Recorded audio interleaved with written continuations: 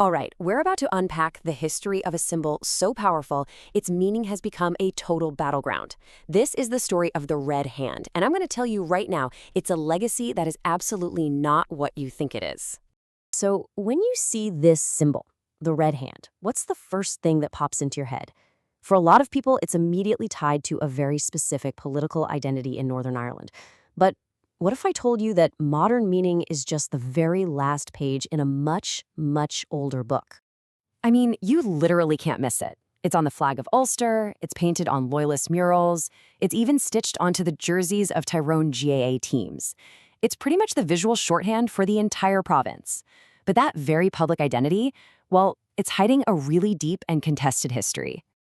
And that right there gets to the heart of this whole thing. The red hand we all recognize today is just wildly misunderstood.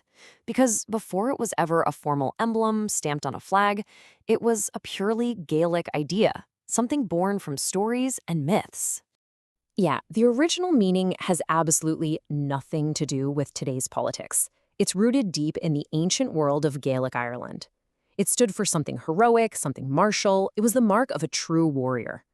So to really get this, we have to go back. I mean, way back. Back to the world of Irish mythology, because that's where the whole idea of a red-handed warrior first came from. So, meet Labred Lamderg. His name literally means Labred Red Hand. He's a character from the Fenian Cycle, one of the great collections of Irish myths, and he was a companion to the legendary warrior Oscar.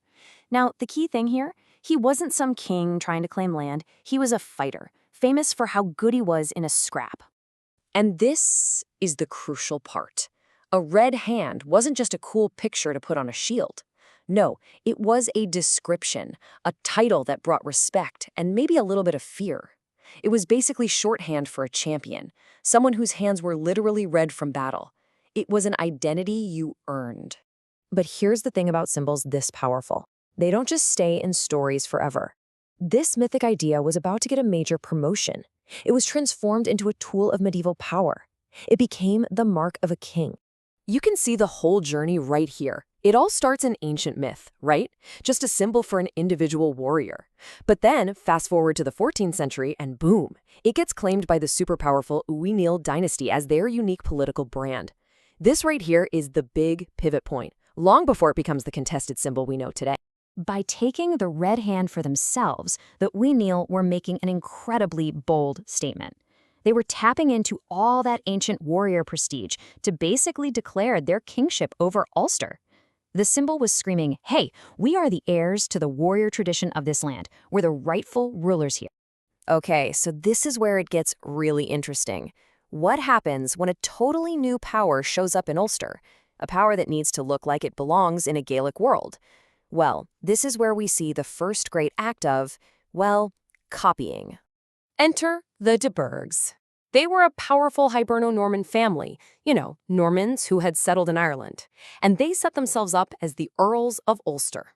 Now, they had their own family crests and all that, but they were smart. They knew that in this new territory, local symbols had all the power. They needed a way to look legitimate. So what did they do? They basically created a mashup. Check it out. On the left, you've got their own family crest, the Red Cross, or Cross Gules, and they decided to combine it with the most powerful symbol of local Ulster power they could find, the red hand of the O'Neills, right there on the right. Let's be blunt about it. They just copied it. They took the Gaelic symbol of their biggest rivals and stitched it right onto their own coat of arms. It was a brilliant and honestly a pretty ruthless political move to just absorb the authority the red hand already had. But wait, the story is not over. Not even close. The symbol was so effective that it was about to get copied again, this time by an even bigger power. It got repackaged and made official by the English crown itself. The key date you need to remember is 1611. This is the year the crown officially takes a red hand emblem and sticks it into its own heraldry system for nobles involved in the plantation of Ulster. The state-sanctioned copying process is now totally complete. So let's just trace that journey one more time. It's like a relay race of meaning, right? First, it starts as a pure Gaelic story, the sign of a mythical warrior. Then it's passed off and becomes a sharp political claim by a Gaelic dynasty, the Uí Néill. After that, it gets grabbed by Norman lords who need to look legitimate. And then, in the final leg of the race, it's copied again and formalized by the crown as an official state symbol.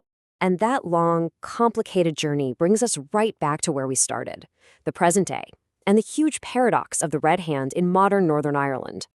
Now, you might be thinking, okay, that's interesting ancient history, but why does it actually matter?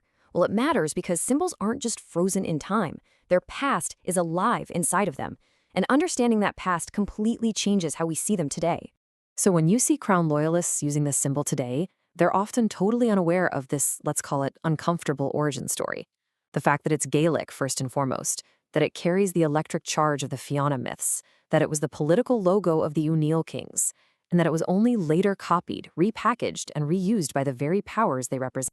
And if you take away only one thing from this explainer, let it be this. The Red Hand isn't loyalist by birth. It's Gaelic by birth. Its connection to the crown came way, way later, and it came through a process of appropriation. The source material we've been using for this really just nails it with this quote. Symbols don't just represent identity. Sometimes they reveal who had to borrow identity.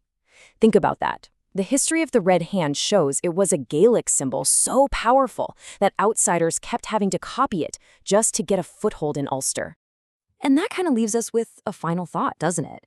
The story of the Red Hand is this incredible reminder that the symbols we see all around us every day often have these deep, complex, and sometimes totally forgotten histories. It really makes you wonder, how many other symbols out there are hiding their true stories right in plain sight?